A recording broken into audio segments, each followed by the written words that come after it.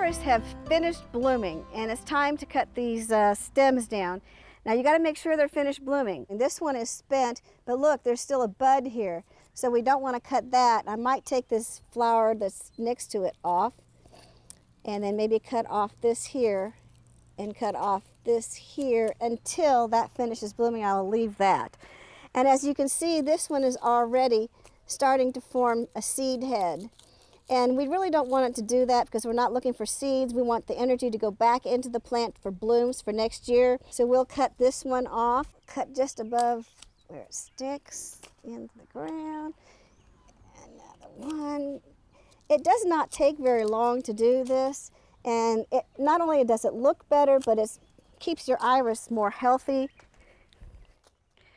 Well, they're all finished, and Tennessee has a state flower of the iris. So it grows very well here in these soils that we have here in Tennessee. These have all bloomed very nicely, and this is the first year that I have planted them here.